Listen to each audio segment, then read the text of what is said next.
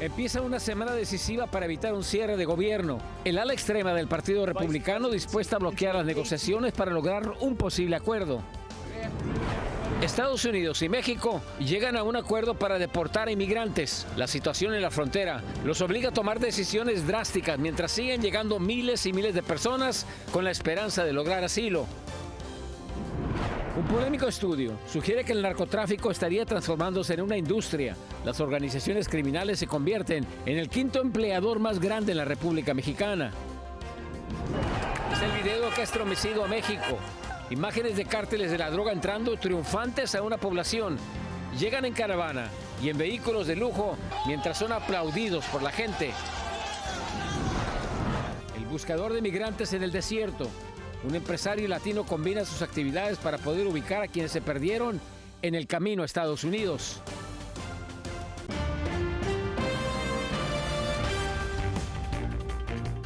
Muy buenas noches, bienvenidos a cierre de edición. Les informa José Armando Ronstadt. La presión aumenta en Washington a pocos días de que el gobierno federal se quede sin fondos. Las consecuencias de que esto pase serían catastróficas para el país. En Washington DC, Alfredo Miranda nos cuenta quiénes serán los más afectados ante un posible cierre del gobierno de Estados Unidos.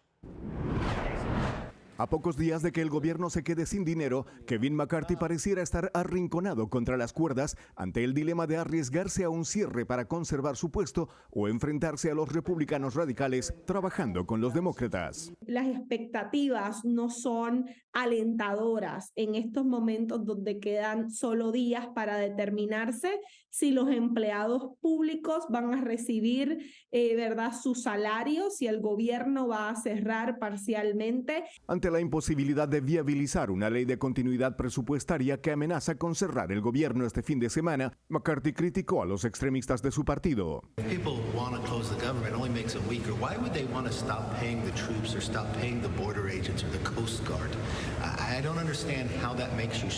A cambio de votar por una ley de continuidad presupuestaria más allá de octubre, los republicanos radicales demandan mayores recortes al gasto federal, endurecimiento de medidas fronterizas y la eliminación de la ayuda militar a Ucrania, medidas que fracasarían en el Senado. El cierre afectaría directamente a cerca de 4 millones de empleados federales y tendría un impacto indeseado en las familias estadounidenses. Si pensamos en eso, está en riesgo la asistencia nutricional vital para 7 millones de madres y niños que dependen del programa WIC. Los agricultores no podrán acceder a nuevos préstamos y retrasará el acceso a vivienda para familias rurales. Los estadounidenses de a pie también serán impactados. No podrán acceder a los programas de salud del gobierno federal. Los viajes se verán afectados, pues los empleados de la Administración de Seguridad del Transporte no podrán trabajar. El expresidente Donald Trump instó a los republicanos a cerrar el gobierno a menos que obtengan todas sus demandas. Analistas políticos identifican a los extremistas republicanos como los operadores políticos del caos. Los extremistas de la Cámara Baja son los operadores políticos del caos, son los defensores de Donald Trump y son los causantes de muchas de las problemáticas como cómplices de una agenda realmente alarmante para el país y muy peligrosa. Se anticipa que a partir de mañana se podría convocar a posibles votaciones sobre resoluciones de continuidad. Sin embargo, lo único garantizado es que la carrera contra el tiempo aumenta las tensiones políticas. Desde Washington, Alfredo Miranda, Noticias Estrella TV. Pasamos a otra información. Ante el reciente y desbordado aumento del flujo de migrantes en busca de asilo en distintos puntos fronterizos, los gobiernos de Estados Unidos y de México han logrado llegar a un acuerdo en el que incluya la deportación de los mismos migrantes. Dayanis López está aquí con todos los detalles. Buenas noches, Dayanis. José, muy buenas noches. Y todo indica que ambas naciones están bajo una intensa presión a causa de esta crisis humanitaria, por lo que con este nuevo acuerdo se deportarán a sus países de origen a los indocumentados que crucen sus ciudades fronterizas. Asimismo, está agendado disuadirlos de llegar a Estados Unidos.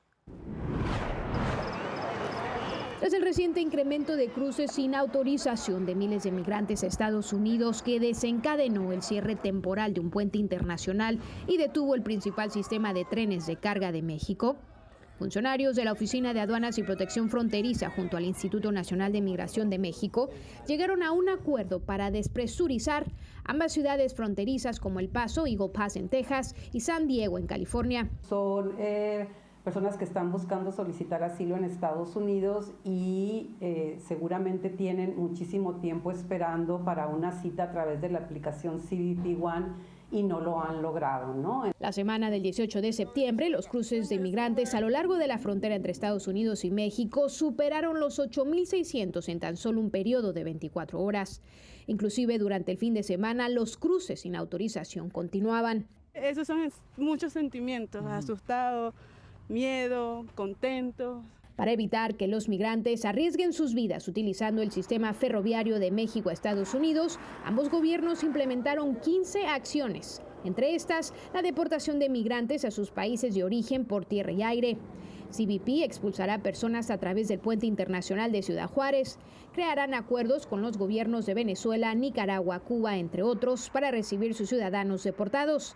Agentes del INM darán un informe diario a CBP acerca de migrantes viajando en trenes, así como abrirán un albergue en Ciudad Juárez para inmigrantes, específicamente para menores de edad. Ese es el temor y la preocupación que tenemos todos los inmigrantes en estos momentos, que nos deporten nuevamente, porque todos venimos por una mejor calidad de vida. Datos migratorios de ambas naciones señalan que del 1 de enero a septiembre del 2023 se rescataron 1.469.787 migrantes. De ese total, 788.089 fueron deportados vía terrestre y aérea. Y en lo que va de septiembre, 189.000 personas migrantes de 191 nacionalidades han sido detenidas, es decir, un promedio diario de 9.000.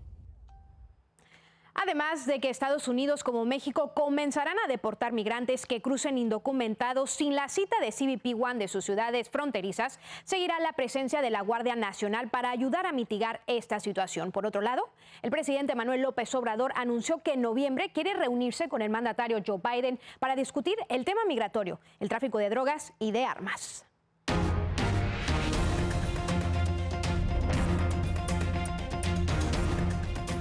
Esta noche, Frente a Frente, para hablar sobre esta situación de migrantes en la frontera, nos acompaña Isabel Márquez. Ella es pastora de la Iglesia Metodista Oakland United en Dallas, en Texas. Pastora, muy buenas noches. Gracias por acompañarnos. Muy buenas noches. Gracias por tenernos aquí. Pastora, usted está en Dallas, Texas, y Texas se ha convertido prácticamente en un estado, como lo era en un tiempo Arizona, uno de los estados más antimigrantes en la nación. Así es, y nos está tocando que nos llegue muchísima gente. Ha sido un trabajo muy arduo y sobre todo una labor de la comunidad, no solamente de nosotros ahí en la iglesia y del centro que servimos, sino de toda la comunidad. Creo que las opiniones están divididas, así que mientras tengamos ese apoyo de la comunidad, pues seguimos adelante. Pastora, cuando usted dice que nos está llegando mucha gente, ¿a qué se refiere? ¿A inmigrantes que llegan ahí específicamente a su iglesia? ¿O cómo funciona esto de recibirlos y después tratar de mandarlos a otras ciudades del país? Nosotros somos Dallas Response, que es la organización a la que servimos ahí en la iglesia de Oakland. Es un centro de bienvenida que trabajamos directamente con centros de detención y con la frontera. Ahorita estamos trabajando con El Paso y estamos en conversaciones con Eagle Pass. ¿Qué sucede después de ahí? Una vez que estamos de acuerdo de que podemos recibir a estas personas en nuestro centro, pues ellos mandan los autobuses, los recibimos, tenemos capacidad de recibir hasta 100 por día. Ahorita estamos trabajando lunes, miércoles y viernes recibiendo entre 80 y 90 personas por ese día, y lo que hacemos es trabajar por 12 horas. ¿Qué hacemos en eso? Cubrimos las necesidades básicas, techo, comida y albergue, y en eso también les ayudamos a que puedan agendar sus viajes a través de sus familias, porque nosotros no pagamos los viajes, y reciben alimentos y transportación al aeropuerto. Eso es lo que sucede en un lapso de menos de 12 horas, que ellos lleguen y puedan cubrir todo eso y llegar al aeropuerto sabiendo que tienen un boleto y un lugar a donde llegar, un patrocinador que los va a recibir. Pastora, ¿a todos ellos ya se han entregado al CBP? ¿A todos ellos han solicitado asilo? Todos ellos vienen con asilo y todos vienen ya con un caso, con una corte. No tienen finalizado su caso, pero sí vienen ya con una corte para presentar sus situaciones. Y hay algunos que otros que sí ya vienen con un asilo ya garantizado y solamente vienen a ya juntarse con su familia. Pastora, usted realiza un trabajo que es totalmente lo opuesto a lo que hace su gobernador Greg Abbott, que nada más manda inmigrantes a diferentes ciudades. Y sí tratamos de que lleguen a su destino, ¿no? Pero de otra manera que no sea tan difícil para nuestra gente. Tratamos de que ellos sientan que en este país sí hay gente que los quiere, que los apoya y sobre todo que apreciamos que este país sea una esperanza para ellos, ¿no? Pastora, muchísimas gracias. Personas como usted hacen muchísima falta, pero que se multipliquen a través de toda esta nación. Felicidades por la buena labor que hacen. Gracias. Muchísimas gracias. Dios los bendiga a todos. Gracias, pastora. Muy bien. Pasamos a otra cosa. El senador demócrata por Nueva Jersey, Bob Menéndez, se niega a renunciar a su escaño después de que ha sido acusado de soborno.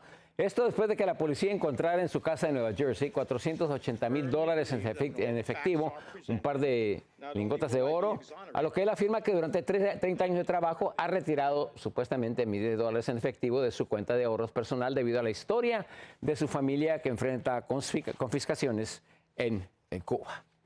Mientras tanto, los gobernadores Gavin Newsom y Ron DeSantis llegaron a un acuerdo para realizar un debate televisivo en la cadena Fox News.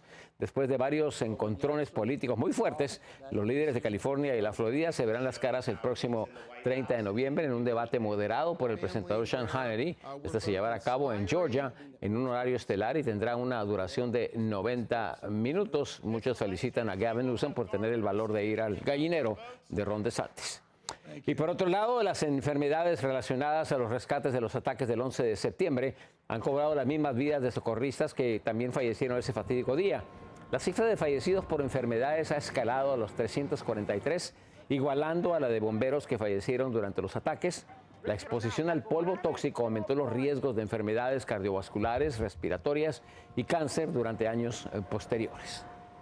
A partir de este lunes regresan las pruebas caseras gratuitas del COVID-19. Para pedir las suyas, usted solo debe ingresar a través del portal que es covidtest.gov, proveer su nombre y dirección de envío. Los pedidos estarán disponibles a partir de la semana del 2 de octubre y serán entregados por el Servicio Postal de Estados Unidos. Pero recuerde que solo se entregarán 4 pruebas gratuitas por hogar. Vamos a una pausa, regresamos con más noticias a cierre de edición. Quédense con nosotros. El narcotráfico se convierte en el quinto empleador más importante de la República Mexicana. Al regresar le diremos qué hay detrás de este estudio. Y polémica en México. Entre aplausos, los narcos llegan a pueblos del sur del país. Y denuncian torturas contra prisioneros en una cárcel de Honduras. Tenemos imágenes y detalles al regresar.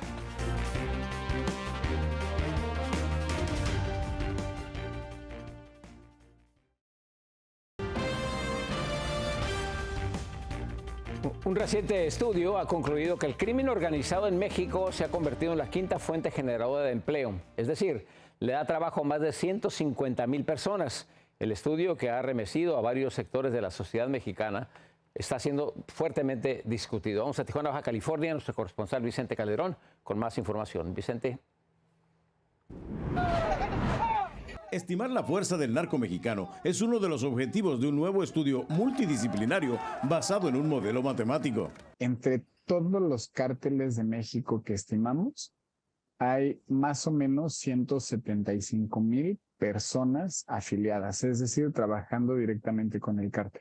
Rafael Prieto Curiel es uno de los autores. Su investigación fue publicada en la revista Science, especializada en ciencias. Calcularon el personal de unos 150 carteles que hay en México, basándose en las cifras de detenciones, homicidios y población penitenciaria del país. Es un estimado y hay que tomarlo también con las condiciones que eso significa. Otro de los hallazgos es que el narco en su conjunto está entre las organizaciones que emplean más gente en la República Mexicana, 2 niveles abajo de Walmart, pero casi comparable a la cadena Oxxo. Pues hoy serían el quinto empleador más grande del país y el reclutador número 1. El estudio fue criticado por el presidente López Obrador. Salió una nota también de la derecha, de los conservadores, diciendo los empleos que se generan en México vienen del narcotráfico. Prieto Curiel no vive en México, sino en Austria. Además, el otro autor de la investigación es un italiano dedicado al estudio de las mafias en el mundo. So putting more people in jail wouldn't have sufficient effect in reducing violence Gianmaria Campedelli considera que el principal resultado del estudio es que las políticas punitivas no son muy exitosas para reducir la violencia. Mano dura policies or tough policies. Establece que sería más productivo atacar el reclutamiento de los cárteles que seguir con la estrategia actual. Apunta que en Estados Unidos hay quien intenta politizar este trabajo científico. I feel very uncomfortable with... Considera que Fox News pretende usarlo para justificar una intervención anticártel en México. Los investigadores reconocen que derrotar a las mafias es muy difícil, pero afirman que Estados Unidos puede ayudar presionando más a quienes importan drogas de los cárteles más sanguinarios, lo que podría hacer que opten por negociar con proveedores menos violentos. En Tijuana, Vicente Calderón, Noticias Estrella TV. Continuamos en México porque a través de las redes sociales se han difundido videos que muestran a caravanas de vehículos con presuntos delincuentes fuertemente armados llegando a pueblos de Chiapas. El hecho ha provocado la reacción del mismo presidente. En la capital mexicana, Lara Ortega nos tiene el reporte. Este es el momento en el que un grupo fuertemente armado, supuestamente integrantes del cártel de Sinaloa, entra desfilando con camiones de lujo al poblado de Comalapa, en el estado de Chiapas, muy cerca de la frontera con Guatemala. En las imágenes se puede observar vehículos adaptados con armas de grueso calibre y blindaje, al mismo tiempo que la gente se quedaba a los costados para recibirlos con aplausos. Supuestamente venían liberando las carreteras tomadas por el Jalisco Nueva Generación, otra organización criminal. Pero la realidad del lugar es muy difícil y definitivamente nos habla de la necesidad de poner cartas, de poner cartas en el asunto, lo cual no estoy segura que el gobierno reconozca plenamente, ¿no? Por su parte, el presidente de México, Andrés Manuel López Obrador, se comprometió a desplegar más elementos de la Guardia Nacional en el estado fronterizo luego de que la caravana se adentrara en la entidad, pero aseguró que la divulgación de los videos no representan la realidad del estado. Como si dominara, ¿no?, el narco en todo Chiapas y en todo México. Sin embargo, para Ausencio y su familia, vivir en el lugar donde nació se ha convertido en una pesadilla. Han tenido que dejar sus casas varias veces porque los criminales los extorsionan y se roban todo lo que encuentran en su camino. Porque saben que todo esto, pues, como no se ha resuelto, entonces sí, con ese miedo, con ese temor, porque igual como los disparos siguen, y siguen también las amenazas, no nos dejan pasar ahí en las carreteras. Para Noticias Estrella TV, Laura Ortega. En el estado de Jalisco, en México, fue secuestrada la alcaldesa de Cotija, Michoacán, Yolanda Sánchez Figueroa. El hecho tuvo lugar en Zapopan, Jalisco, cuando un grupo armado interceptó el vehículo donde ella se movilizaba al salir de un centro comercial. Según medios locales, Sánchez habría recibido amenazas del crimen organizado. Sin embargo, la Secretaría de Defensa Nacional informó que esta no había reportado ningún tipo de amenazas en su contra. Además, tampoco contaba con escoltas. Y por lo menos 3 muertos deja un deslave en Guatemala, esto debido a las intensas lluvias que han azotado la capital del país en los últimos días. Según las autoridades, el deslave arrasó 6 viviendas en un asentamiento bajo un puente a la orilla del río Naranjo, habitado mayormente por personas de bajos recursos. Según los bomberos, entre los fallecidos se encuentra una niña de tan solo 10 años de edad. Pasamos ahora a información desde Honduras, donde hay un tremendo escándalo en los centros penitenciarios del país porque enfrentan más de 500 denuncias por maltrato y violaciones a personas privadas de la libertad. En Honduras, nuestra corresponsal Lilian Caballero con más información. Estas son las imágenes de una cámara de seguridad grabadas el pasado 25 de agosto en el módulo de máxima seguridad del Centro Penitenciario Nacional de Támara. En las grabaciones se observa a 2 agentes penitenciarios encerrando a un privado de libertad en una habitación vacía y lanzándole una bomba de gas lacrimógeno. Creemos que fue con una intención de intoxicar al privado de libertad. Aún se desconocen las razones por las cuales estos agentes llevaron a cabo dicho acto, pero el jefe de la Policía Militar confirmó que el agente responsable ya ha sido separado y está siendo investigado. Ya se verificó qué pasó y ciertamente este tipo de esta acción se llevó a cabo. Por consiguiente, el responsable de esta área, número 1, fue suspendido y número 2, están haciendo todo el proceso investigativo. Según esta defensora de los derechos humanos, se han reportado más casos de maltrato y violaciones, como otro ocurrido supuestamente en la cárcel de Comayagua. Tenemos también un video donde al privado de libertad del Centro Penal de Comayagua, un policía pues le picó o le cortó o le hirió un testículo para poderle sacar información. A mí me golpearon un testículo y con un cuchillo me rajaron el testículo y me golpearon. Esto es un toletazo. Pero los defensores de los derechos humanos dicen que desde el 26 de junio al 13 de septiembre tienen más de 500 denuncias de maltratos y violaciones a los privados de libertad, donde muestran golpes y laceraciones en su cuerpo. No nos dejan ingresar a los centros penitenciarios para evidenciar y constatar cada una de las quejas que hemos tenido o levantado. Antes de asumir el control la policía militar el pasado mes de junio, las cárceles de Honduras eran escenario de enfrentamientos entre los mismos reclusos, que dejó varios internos muertos y decenas de heridos.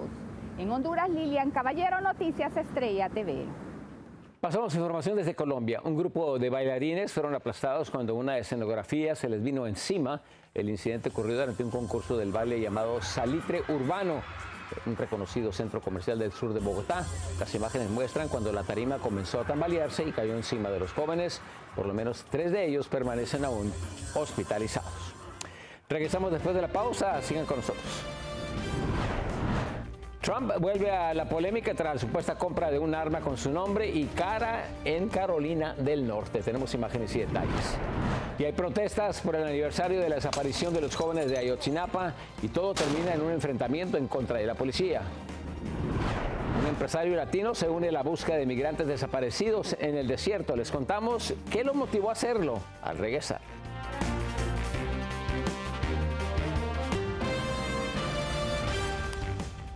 Esto que le vamos a enseñar es verdaderamente increíble. Ocurrió en Uzbekistán y lo hizo una maestra. Se trata de 25 niños, ve las imágenes, atiborrados dentro de un Chevrolet Spark, el auto más pequeño de esa marca, y estaban pues prácticamente acomodados así. 3 en el maletero, 6 en el asiento de adelante y 16 más en el asiento trasero. Al ser detenida, la profesora dijo que así los llevaba a sus casas siempre. Primero se creyó que se trataba tal vez de una trata de menores, pero luego se comprobó que solo era una imprudencia por parte de la docente.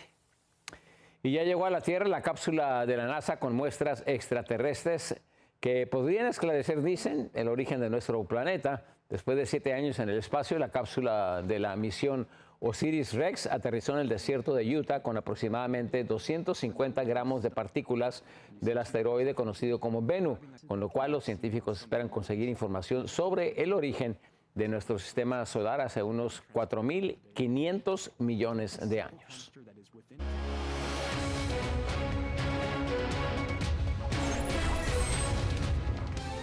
A continuación, las 5 noticias más importantes en nuestro diario Conteo Informativo número 5 al día de hoy, semana clave para el presupuesto. Las negociaciones en la Casa de Representantes parecen estar estancadas. Tienen hasta el 30 de septiembre para llegar a un acuerdo o varios trabajadores federales se verían afectados. Los programas sociales que dependen del gobierno federal también estarían en problemas. El ala extrema del Partido Republicano busca detener cualquier acuerdo. Y número 4 en su diario Conteo Informativo, acuerdos de deportación. Los gobiernos de Estados Unidos y de México le van a hacer frente a la situación en la frontera deportando a los migrantes a sus países de origen. El acuerdo logrado este fin de semana también incluye un plan para disuadirlos de iniciar el camino hacia Estados Unidos. Los migrantes que lleguen e intenten cruzar tendrán que tener una cita a través de la aplicación CBP1. Número 3, el día de hoy, el narco generador de empleo en la República Mexicana. Un estudio determina que el crimen organizado se ha convertido en el 5º empleador de la República Mexicana. Emplea por lo menos 175,000 miembros de 50 carteles diferentes. Estarían solo 2 escalones abajo de la cadena Walmart en México a nivel de generación de empleo y a la par con la conocida cadena Oxxo. Y número 2 en su diario Conteo Informativo, entre aplausos llegan los narcos a Chiapas. Las autoridades investigan varios videos que circularon en redes sociales de la llegada de una caravana de vehículos con presuntos delincuentes fuertemente armados, llegando a pueblos de Chiapas. El hecho provocó la reacción del mismo presidente Andrés Manuel López Obrador, quien aseguró disponer más presencia armada en el estado fronterizo. Y número 1 en su diario Conteo Informativo, tortura de prisioneros en cárceles hondureñas. Personas privadas de la libertad y defensores de los derechos humanos cuentan unas 500 denuncias de violaciones y maltrato a los reos En los incidentes más recientes, varios videos muestran agentes penitenciarios encerrando a un recluso y lanzándole gases lacrimógenos. Otro acto denunciado fue la mutilación de un prisionero en la cárcel de Comayagua. Los hechos ya están bajo investigación. Y a un día del 9º aniversario de la desaparición de los 43 jóvenes de Ayotzinapa, padres y compañeros de los jóvenes protagonizaron protestas en las instalaciones del Centro Nacional de Inteligencia en Ciudad de México para exigir respuestas ante esto. ¿Qué fue lo que pasó?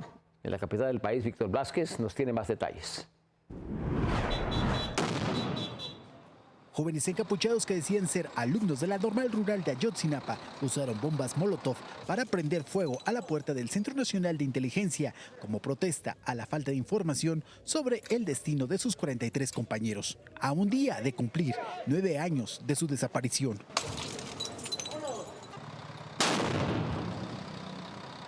Aún cuando les prometieron toda la información que se recabó del caso, aseguran que el ejército esconde documentos. Dicen que han revisado los expedientes y falta información del día que desaparecieron los estudiantes. Y pues nos vamos a seguir manifestando y si es necesario vamos a señalar al presidente que no ha hecho bien las cosas. Gritando número por número hasta llegar a los 43. Los jóvenes que realizaron el mitin al lado de los papás de los normalistas también pintaron las paredes del centro de inteligencia. 9 años, es decir, fácil, pero son 9 años de lucha, 9 años de sufrimiento, 9 años de desvelo, 9 años sin saber nada de nuestros hijos, a dónde están. Aunque en los últimos días se han reunido con el presidente en Palacio Nacional, bajo la promesa de que el caso será resuelto en esta administración, los familiares de los normalistas aún están inconformes con los resultados. La Sedena en su archivo tiene toda la información y esa información, compañeros, como todo el mundo sabe, técnicamente debe existir un respaldo. El próximo martes 26 de septiembre se cumplen 9 años de la desaparición de los 43 jóvenes normalistas. Serán recordados con una marcha que partirá del Ángel de la Independencia al Zócalo capitalino. Y las autoridades ya estiman que la manifestación se torne violenta. En Ciudad de México, Víctor Blázquez, Noticias, Estrella TV. En Los Ángeles, California, hasta los estudiantes la inflación les está cobrando factura. Muchos en el partido enfrentan sacrificios para alcanzar sus sueños. Sin embargo, una universidad comunitaria les está extendiendo la mano para hacerles un poco más fácil su tránsito por esta etapa de sus vidas. Nuestro compañero José Luis Muñoz nos amplía. Dormir en un coche y abstenerse de todo gasto innecesario son algunos de los sacrificios que muchos alumnos de los colegios comunitarios deben enfrentar para poder estudiar. No todos viven en la calle, pero hay un porcentaje que sí, de verdad, hay muchos estudiantes que sí tenemos que ahorita o están perdiendo sus lugares, ¿verdad? Según el Colegio Comunitario de Los Ángeles, el ACC, por sus siglas en inglés, tiene estudiantes que sufren de desnutrición. Sin embargo, devoran libros, alimentando el sueño por un futuro mejor. Y eso significa pasar por algunas penurias. O estudias, o comes, o tienes que tener 2, 3 trabajos porque realmente la vida es muy cara. Asegura el Colegio Comunitario de Los Ángeles que ese esfuerzo no caerá en saco roto. Pero mientras dure el sacrificio, el ACC quiere quitarle al estudiante el peso del hambre de sus mochilas para que solo se preocupen de estudiar. Idealmente recibimos bastante comida, idealmente ayudamos hasta 350 a 400 estudiantes al día. Según las autoridades, este programa existe desde septiembre del año pasado. Al darse cuenta de que muchos de sus estudiantes estaban viviendo estragos en su economía, inclusive realizaron algunos sondeos y se dieron cuenta de que hasta había alumnos que vivían en sus propios coches para poder seguir estudiando. Y según los jóvenes entrevistados, quien la pasa peor es aquel estudiante inmigrante que no cuenta con el apoyo de sus padres, porque se la debe rebuscar solo para salir adelante. Y eso significa pasar hambre. Es difícil porque, por ejemplo, yo no tengo apoyo de mis padres, prácticamente soy yo sola y tengo que trabajar y estudiar al mismo tiempo. Entre renta, entre biles, familia, hijos, es algo que tienes que multiplicar el esfuerzo diariamente. Desde Los Ángeles, José Luis Muñoz, Noticias 62, tu ciudad, tu equipo. Una poderosa tormenta tropical estuvo a punto de cobrar la vida de 3 niños y 2 adultos que estaban en una catamarán. La Guardia Costera tuvo que realizar un dramático rescate de todos ellos. Esto ocurrió el viernes por la noche entre la intensa lluvia y fuertes vientos. Al llegar a la embarcación de 38 pies de largo que estaba anclada en Cape Lookout y era sacudida violentamente por la tempestad, afortunadamente todos están a salvo. Y las familias de 23 personas asesinadas en un Walmart de El Paso, Texas, en el 2019, van a ser indemnizadas con poco más de $5,5 millones. Patrick Crucius, quien accedió a pagar la cantidad, reconoció en un manifiesto que después de su arresto que su ataque había sido dirigido en contra de mexicanos. Las autoridades dijeron que fue impulsado por ideas nacionalistas blancas. Esto ocurrió el pasado 7 de julio. Crucius ha sido condenado a 90 cadenas perpetuas consecutivas, pero fiscales del estado de Texas planean también llevarlo a un juicio de nuevo para buscar la pena de muerte. Pasamos a Nueva York porque la administración del alcalde Eric Adams anuncia nuevos cambios en los cupos de albergues para solicitantes de asilo. La medida obligará a familias y hombres solteros a buscar vivienda más rápido de lo habitual. En Nueva York, Ángela González nos tiene más detalles. La estancia en refugios para migrantes que lleguen a la Gran Manzana ahora será limitada. Así lo planea el alcalde Eric Adams, quien endurecerá las normas de alojamiento y dará a los hombres solos una estancia de 30 días en las instalaciones administradas por la ciudad y contempla dar 60 días para las familias, quienes una vez culminen el tiempo permitido deberán comenzar un nuevo proceso. Lo bueno es que por lo menos hay que darle gracias al gobierno de Estados Unidos, que por lo menos nos ha abierto las puertas, si sea hasta por 30 días, 60 días, sean 15 días, por lo menos nos dan por lo menos, ¿cómo le explico? Una motivación de que por lo menos tengamos un techo y en 15 días por lo menos salgamos a caminar, a buscar, que podemos conseguir algo de trabajo, pagar un cuarto, pagar una habitación y ahí, bueno, seguir trabajando, que vinimos acá fue a trabajar. Detractores han reaccionado a la implementación de estas medidas, asegurando que con el estatus de protección temporal para venezolanos que ingresaron al país antes del 31 de julio de 2023, esto era innecesario, ya que les permite buscar trabajo. Y Legal Aid Society en un comunicado calificó estas políticas como arbitrarias y sin compasión. Yo pienso que ellos han pasado por muchas cosas difíciles y la gente no se da cuenta del peligro y cuán desesperados están por haber llegado aquí. Y creo que los debemos tratar con dignidad y respeto. Ellos necesitan trabajos, ellos quieren trabajar. Según cifras de la ciudad, más de 113,000 migrantes han llegado a la ciudad desde la primavera de 2022 y más de 60,000 se encuentran al cuidado municipal. Por su parte, la gobernadora Kathy Hochul apoyó al alcalde y dijo que el derecho a la vivienda nunca tuvo la intención de ser un derecho u obligación universal ilimitado de la ciudad, de tener que albergar literalmente a todo el mundo. Desde Nueva York, Ángela González, Noticias Estrella TV. En Glendale, en el estado de Arizona, vive un joven empresario latino que quedó conmovido por el trabajo que hacen los voluntarios en el desierto de ir a buscar inmigrantes desaparecidos y decidió unirse a ese noble esfuerzo. ¿Pero qué fue su motivación? Rubén Pereira habló con él. Tenemos toda la información de los metales, de las paredes.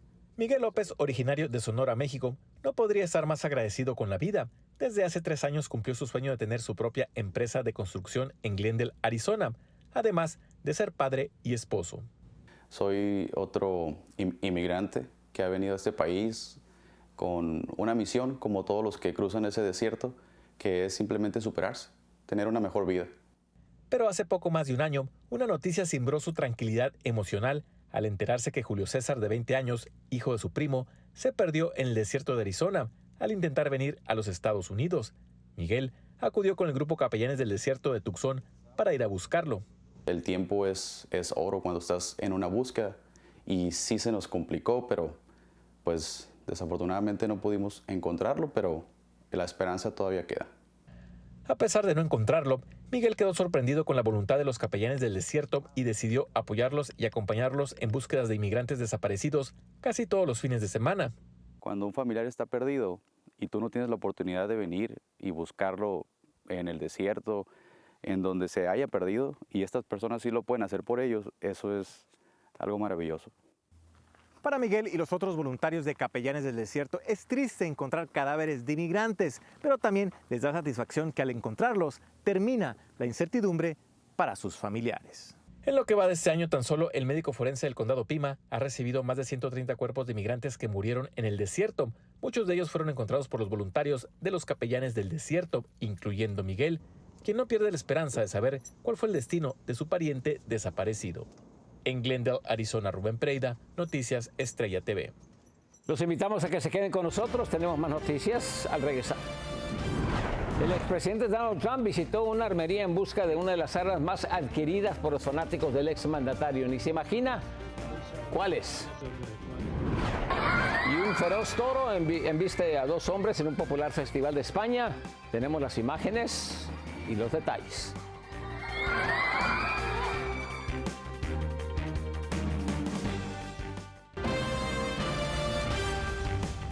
Donald Trump manifestó este lunes en un acto de campaña la intención de comprar un arma.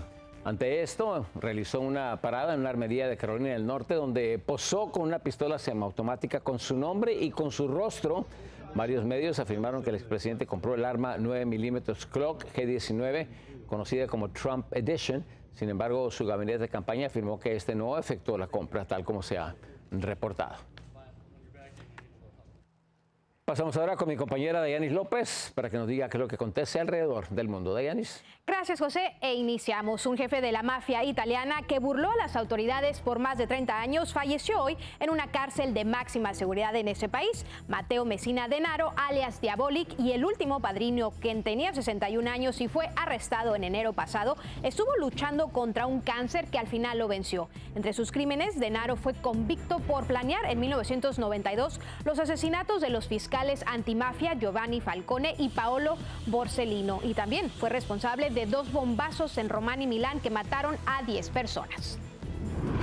Y autoridades de Western Cape en Sudáfrica creen que están muertas las personas que desaparecieron este lunes durante una devastadora tormenta. El poderoso temporal también provocó una inundación que causó extensos daños. El gobierno local calificó la tempestad como un desastre total y que los destrozos solo podrán evaluarse hasta que pase el mal tiempo.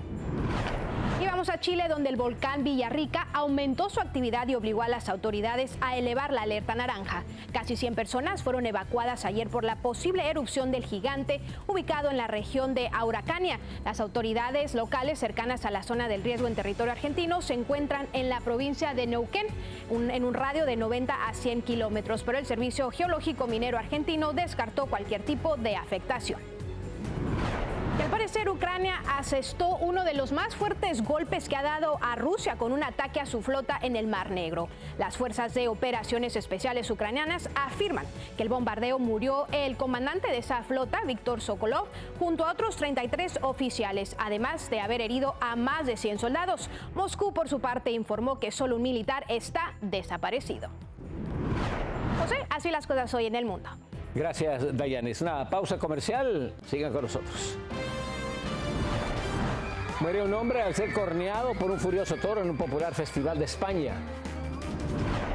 Y arrestan a un oficial de policía por abusar de su exnovia, a quien él quería hacer pasar como deshabilitada mental. Imágenes y detalles al regresar.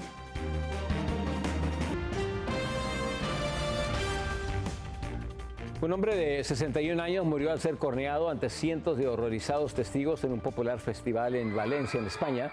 La víctima fue llevada al hospital, donde no se pudo hacer nada para salvarle la vida. La tragedia tuvo lugar durante los festejos de la llamada Pobla de Farnal. También otro hombre, de 63 años, fue corneado en las piernas por el mismo toro que se llama Cocinero. Sin embargo, él ya se está recuperando. Y un ex policía de Pensilvania, casado, cometió una indignante acción contra una exnovia con la que tuvo una relación de 4 meses.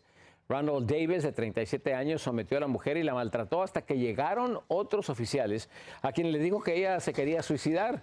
Luego fue llevada a una instalación médica donde la internaron en contra de su voluntad hasta que logró aclarar todo. Davis ha sido arrestado y ahora enfrenta cargos criminales. Y un inmigrante que tenía grabadas en la frente las palabras "por rata" atacó brutalmente a un agente fronterizo y lo dejó ensangrentado. Las impresionantes fotos fueron compartidas en redes sociales por la misma representante republicana por Texas, Mayra Flores, con el siguiente mensaje: esta es la clase de violencia que ejercen en los agentes fronterizos aquellos que se resisten a ser detenidos. Una pausa, más información en cuestión de minutos.